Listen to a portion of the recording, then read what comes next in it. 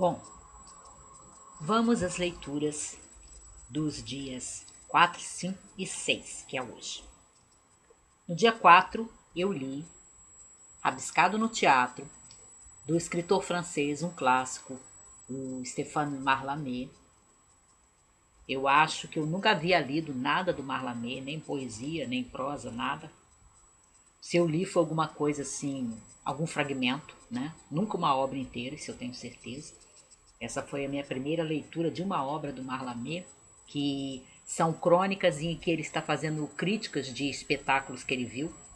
Mas o curioso é que muitas das críticas que ele faz são assim mais em primeiro lugar, uma forma, um pretexto, né, para ele, Mallarmé, colocar a sua visão, a sua teoria sobre arte, sobre o teatro, né, sobre a poesia, sobre literatura,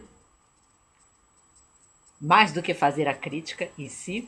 E dois, a gente fica sabendo pelas notas, o prefácio do tradutor e tudo aqui, as orelhas, que o Mallarmé tinha até colocado, né, quando chamaram para ele escrever as crônicas dos espetáculos, né, do que estava passando nos teatros, fosse balé, fosse peça, que muitas vezes ele ia se restringir a ler a peça no texto ou ler o libreto, né, que tinha dado origem àquele balé ou aquela ópera, o que fosse. Porque o Mallarmé não era muito chegado a ir ao teatro, não. Era um evento social que ele parece que tinha certa implicância. E como eu sou meio antissocial, até eu entendo sobre esse aspecto. Mas, aí a minha experiência de leitura do Mallarmé, no caso aqui essas crônicas, né? Não é a poesia dele, né? Que ele é mais conhecido como poeta mesmo.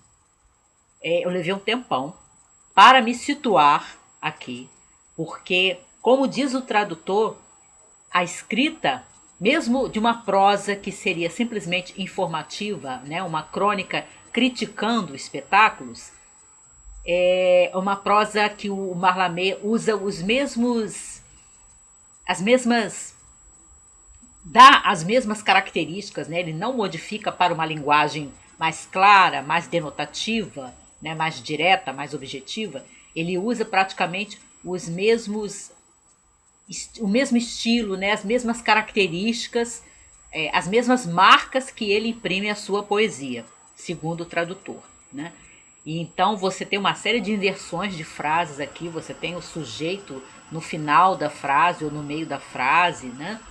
Às vezes no final mesmo, você tem uma pontuação também toda particular, de forma que eu demorei a me situar nisso aqui. As primeiras páginas, eu levei mais da metade do texto, é um texto bilingue, tá? As páginas pares, tem o texto original em francês e as páginas ímpares, o texto traduzido no português, então você vê que fica até pouca coisa para o leitor que não lê francês, como no meu caso, né? Simplesmente ler a tradução, mas ele tem uma pontuação toda particular e ele tem uma sintaxe toda particular que, segundo o tradutor, ele usa na poesia e vai usar mesmo na sua prosa que não é literatura, mas que ele trata como se fosse literatura. Ele dá características literárias a essa obra de prosa, né? Esses textos que, em princípio, seriam crônicas objetivas, críticas de espetáculos, que muitas vezes ele não foi ao teatro para ver, né? Como eu falei, ele leu ou o libreto ou leu o texto da peça. Inclusive, o Mallarmé defendia, a gente encontra aqui, eu fiz algumas observações, né? Algumas anotações aqui nas margens, por causa dessas características dele, agora eu não estou achando. Não sei se dá para ver, tem uma coisa escrita a lápis aqui no meu garrancho. Inclusive, o Mallarmé tinha opiniões realmente bem firmes sobre essas coisas, sobre arte. Ele defendia uma arte pura, né? Tanto que ele tinha certa reserva com o Wagner, por exemplo, que tentou juntar na sua ópera, né, a música e a ação dramática, né, a ação de uma peça de teatro. Então, para o Mallarmé, a ópera, né, da obra do Wagner não é nem música e nem teatro, não se define, não é uma arte pura, não é puro teatro e não é pura música. Então o Mallarmé já olhava assim com uma certa reserva. E ele também tem algumas opiniões particulares sobre o próprio ato de você assistir uma peça. Ele defendia, Marlamé, que se você tem um teatro da mente, né, um teatro interior, uma imaginação muito rica, nós diríamos, você pode ler o texto, como ele fez de vez em quando, né, não foi assistir a transposição do texto da peça, né, encenado no teatro. Você pode perfeitamente lendo o texto, se você tem esse teatro da mente, essa capacidade na sua mente, né, essa riqueza de imaginação, esse teatro interior, você pode ler o texto e a sua mente vai preencher todos os espaços, né? A peça vai estar prontinha na sua cabeça, se você tiver esse teatro da mente, né?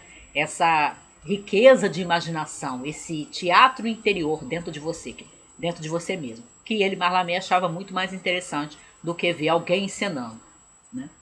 Aí eu me lembrei de quando às vezes a gente lê um romance, imagina os atores, imagina os personagens de uma certa forma, e quando você vai ver, seja em filme, seja em série, isso já me aconteceu mais de uma vez, você acha que aquilo que você imaginou é muito mais interessante, cria um bloqueio, né?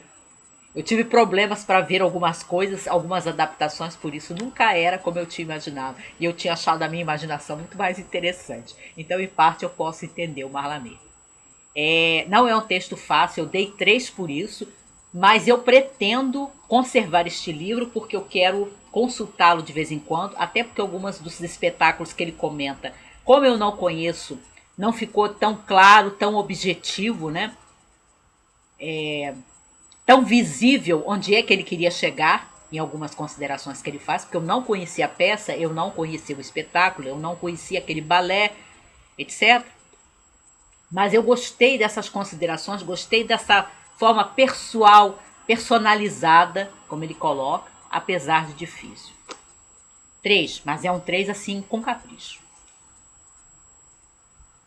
Depois eu li numa nova tradução, no dia 5, Belf, nessa tradução que saiu pela editora Ocitec, feita pelo Ari Gonzalez Galvão, fez a tradução, a introdução e as notas, e ele fez um bom trabalho aqui. Você tem uma boa introdução, você tem notas boas também, você tem um índice no final, né, onomástico de todos os personagens que são citados ou que aparecem na peça, né, aquilo que a gente sabe de lenda e de registro histórico, mais de lenda, né, de figuras semilendárias que estão aqui no Belf, que é considerado a primeira obra épica de fôlego, né, marcante dentro da literatura inglesa, né, isso está em inglês arcaico, e o Ari Gonzalez traduziu direto do inglês arcaico. Ele diz, inclusive, quais foram as fontes que ele usou e até aqueles que traduziram para o inglês moderno que ele consultou, mas ele não consultou a tradução do Tolkien. Eu vi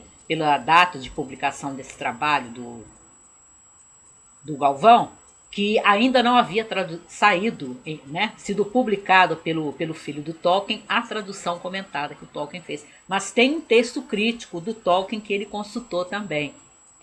Então achei bem bacana, ele fez um esforço de traduzir em forma de versos e não em prosa, como Tolkien fez. Tá?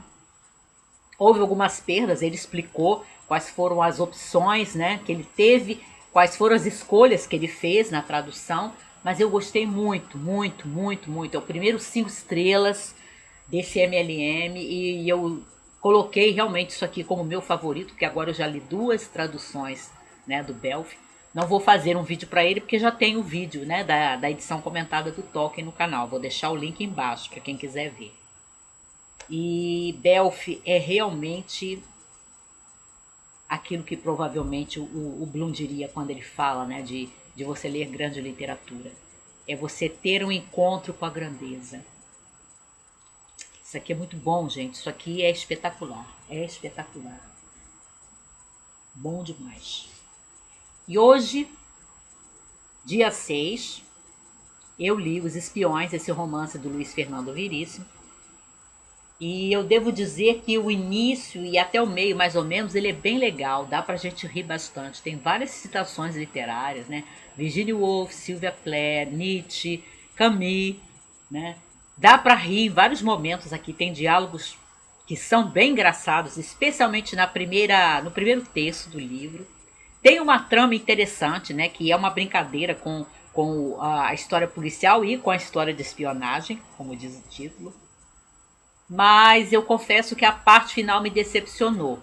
Você tem alguns anúncios, né, pelo personagem narrador, que é esse editor de uma editora pequenininha, né, que ele trabalha para uma editora pequena e ele lê originais, até que chega um determinado original para ele, né, que aguça a curiosidade dele e leva ele e alguns amigos dele, companheiros de bar, né, companheiros de copo, a fazer essa investigação e colocar alguns espiões atrás dessa possível escritora que mandou os originais para ele, a primeira parte dos originais, mas eu acho que depois a obra vai perdendo. Você tem alguns anúncios no início de que as coisas não vão ser assim tão engraçadas, né? Alguns anúncios que o próprio personagem faz no princípio, mas mesmo assim eu acho que ele poderia ter dado um outro tipo de desfecho. Eu achei que para uma história que tinha um lado assim bastante maluco em alguns personagens, ele fez uma opção na parte final que eu acho que, para mim, estragou muito. Eu dei 3 por causa das minhas risadas, das citações literárias e de mais ou menos assim o primeiro texto, que é muito gostoso, muito divertido. E você gosta de muitos personagens aqui que são bem simpáticos. Mas a parte final me decepcionou, realmente.